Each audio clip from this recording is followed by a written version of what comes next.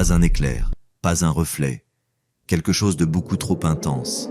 Pendant une fraction de seconde, tout devient blanc. Vous ne savez pas où l'explosion a eu lieu. Vous ne savez pas à quelle distance. Vous ne savez même pas encore exactement ce qui vient de se passer. Mais une chose est certaine, à partir de maintenant, chaque mauvaise décision peut compter. Une explosion nucléaire vient d'avoir lieu. Pas dans un film, pas dans 50 ans, maintenant. La bonne nouvelle, c'est que vous êtes encore là. La mauvaise, c'est que la suite dépend peut-être, en partie, de ce que vous allez faire maintenant. Dossier plan B, numéro 001. Explosion nucléaire. Les 10 premières minutes. Ouvrons le dossier. Avant de lancer le chronomètre, mettons une chose au clair. Il n'existe pas un scénario nucléaire unique.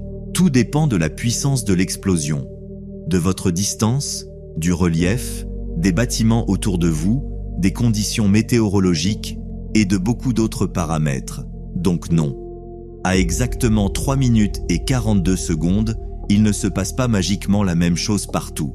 Ce compte à rebours est un outil, un scénario, une manière simple de retenir les priorités. Pas une prédiction. Autre précision. Si vous êtes dans la zone de destruction immédiate, aucune vidéo YouTube ne peut vous promettre de vous sauver. Et toute personne qui vous affirme le contraire vous vend probablement quelque chose. Ce dossier concerne ceux qui ont survécu aux premiers effets, ceux qui sont encore capables d'agir et qui doivent maintenant éviter de transformer une situation catastrophique en série de très mauvaises décisions. Le chronomètre démarre. Vous venez de voir une lumière anormale. Votre premier réflexe ? Peut-être regarder, chercher d'où elle vient, sortir votre téléphone, filmer. Non, vous ne regardez pas. Vous ne restez pas debout à essayer de comprendre. Vous vous protégez.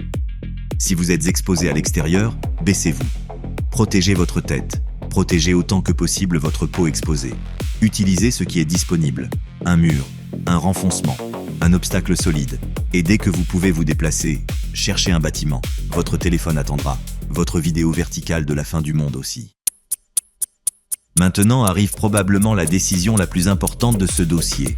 Votre instinct peut vous dire « Fuyez, prenez la voiture, quittez la ville, allez chercher les enfants, roulez aussi loin que possible. C'est humain, c'est compréhensible. Et selon la situation, cela peut être exactement le mauvais réflexe. Dans une urgence radiologique, votre priorité immédiate n'est pas forcément d'aller loin. Votre priorité, c'est d'aller dedans. Cherchez le bâtiment solide le plus proche que vous pouvez rejoindre rapidement. Un immeuble, un bâtiment en dur, une construction offrant de la matière entre vous et l'extérieur. Une fois dedans, ne restez pas devant la porte. Ne restez pas près des fenêtres. Éloignez-vous des murs extérieurs. Cherchez une zone plus centrale. Un sous-sol accessible peut offrir une meilleure protection. À défaut, une partie intérieure du bâtiment. Retenez cette phrase. Vous ne cherchez pas une belle pièce. Vous cherchez de la matière entre vous et l'extérieur. Regardons votre bâtiment. Une baie vitrée avec vue panoramique ? Non. Aujourd'hui, nous allons exceptionnellement nous passer de la vue. Une pièce collée à la façade ? Pas idéal. Un espace intérieur ? Mieux. Un sous-sol solide et accessible ? Potentiellement bien mieux. Le principe est simple. Plus vous placez de matière entre vous et l'extérieur, plus vous améliorez votre protection. Béton, briques, terre, structure du bâtiment. Tout ce qui augmente la séparation entre vous et l'environnement extérieur compte. Le béton n'est pas très chaleureux, mais aujourd'hui, ce n'est pas ce qu'on lui demande. Et surtout, ne ressortez pas simplement parce que, pendant 30 secondes, tout semble calme. L'absence de bruit n'est pas une information. Maintenant, deuxième problème. Vous étiez à l'extérieur au moment de l'événement, ou vous avez traversé une zone exposée pour rejoindre votre abri. Alors considérez qu'il est possible que des particules se soient déposées sur vous, sur vos vêtements, dans vos cheveux, sur votre peau. Première étape. Retirez prudemment votre couche extérieure de vêtements si elle a pu être exposée. Ne la secouez pas. Le but n'est pas de redistribuer ce qui pourrait s'y trouver dans toute la pièce. Placez ces vêtements à l'écart des personnes, dans un sac ou un contenant disponible, si vous pouvez le faire sans compliquer la situation. Puis lavez les zones exposées. Doucement. Avec de l'eau et du savon si vous en avez. Si vous pouvez prendre une douche, utilisez de l'eau tiède. Lavez-vous sans frotter agressivement la peau. Le but est d'enlever, pas de vous décaper. Vous avez peut-être des comprimés d'iode, ou peut-être avez-vous déjà entendu cette phrase « En cas de nucléaire, il faut prendre de l'iode ». Non, pas comme ça. L'iode stable n'est pas un bouclier magique contre les radiations. Il vise un risque précis, protéger la thyroïde contre l'absorption d'iode radioactif lorsqu'une exposition de ce type est concernée. Il ne protège pas tout votre corps. Il ne protège pas contre toutes les substances radioactives. Et il ne remplace certainement pas la mise à l'abri. Donc, ne prenez pas de comprimés d'iode simplement parce que vous êtes inquiet. Suivez les instructions des autorités. En France, la prise doit être déclenchée sur consigne officielle pour les personnes concernées. Le mot important ici, c'est consigne, pas intuition, pas rumeur, pas commentaire Facebook écrit entièrement en majuscules. Vous êtes à l'intérieur. Vous avez choisi une zone protégée. Vous avez géré une éventuelle exposition extérieure. Maintenant, informez-vous. Pas avant de vous protéger. Maintenant, cherchez les sources officielles, les messages d'alerte, les informations des autorités. En France, FR Alert peut transmettre directement des consignes au téléphone présent dans une zone concernée. Écoutez aussi la radio si vous en avez une.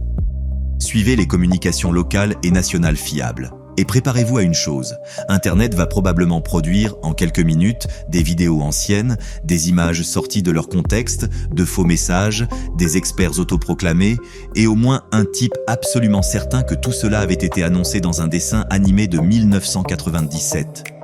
Respirez, vérifiez, recoupez. Votre téléphone est maintenant un outil, pas une machine à paniquer.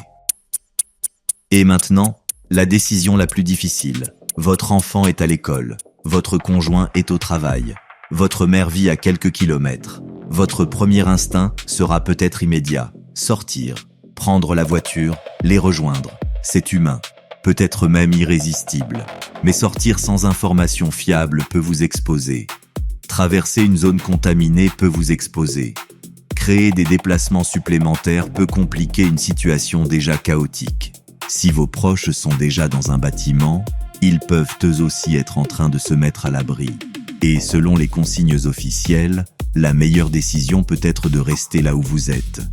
Je sais, c'est facile à dire depuis une cave, devant un micro. Beaucoup moins facile à faire quand il s'agit de quelqu'un qu'on aime. Alors, retenez simplement ceci. Ne confondez pas action immédiate et bonne décision. Parfois, protéger ceux qu'on aime commence par ne pas courir vers eux. Vous êtes toujours là. Bien. Maintenant, préparez la suite. Faites l'inventaire. Pas demain. Maintenant. Eau disponible. Nourriture. Médicaments indispensables. Lampes, radio, piles, téléphone, batteries externes, trousse de premier secours, vêtements utiles, couverture. Économisez la batterie de votre téléphone. Vous n'avez peut-être aucune idée de la durée de la situation. Aidez les personnes présentes. Enfants, personnes âgées, personnes malades, personnes handicapées. Et gardez, dans la mesure du possible, et sans vous mettre en danger, les animaux à l'intérieur. Si vous découvrez à cet instant que vous n'avez ni radio, ni lampe, ni réserve d'eau raisonnable, ni batterie chargée, félicitations. Vous venez de comprendre pourquoi le prochain dossier existe. Dossier suivant. Kit d'urgence. Peut-on se préparer pour 30 €? Mais revenons à notre problème. C'est calme dehors, peut-être trop calme. Vous entendez une sirène, ou rien du tout. Vous vous demandez ce qui se passe, et une idée apparaît, je vais juste regarder. Non, vous ne sortez pas pour voir, vous ne montez pas sur le toit, vous ne faites pas le tour du quartier, vous n'ouvrez pas une fenêtre pour mieux entendre. Vous restez à l'abri jusqu'à ce que des informations fiables ou les autorités vous indiquent la conduite à tenir. La curiosité est une excellente qualité. Dans certaines circonstances, elle mérite une petite pause. 10 minutes. Récapitulons. 1. Vous voyez un flash anormal? Ne regardez pas. Protégez-vous. 2. Rejoignez rapidement un bâtiment solide. Votre priorité immédiate? Allez dedans. 3. Éloignez-vous des fenêtres, des murs extérieurs et, autant que possible, du toit. Cherchez une zone intérieure protégée ou un sous-sol adapté. 4. Si vous étiez dehors et potentiellement exposé, retirez prudemment les vêtements extérieurs concernés, isolez-les, lavez-vous doucement. 5. Ne prenez pas d'iode au hasard. Attendez les consignes officielles. 6. Informez-vous. FR, alerte, radio, autorité, source fiable. 7. Ne ressortez pas par impulsion, même pour vos proches. D'abord, comprenez la situation. Une explosion nucléaire est un scénario extrême. Et probablement, vous n'aurez jamais besoin d'appliquer ce que vous venez d'entendre. Tant mieux, vraiment. Vous n'aurez probablement jamais besoin de ces informations. Et c'est exactement ce qu'on espère. Dossier 001, classé, ça n'arrive jamais, jusqu'au jour où. Dossier suivant, un kit d'urgence pour 30 €,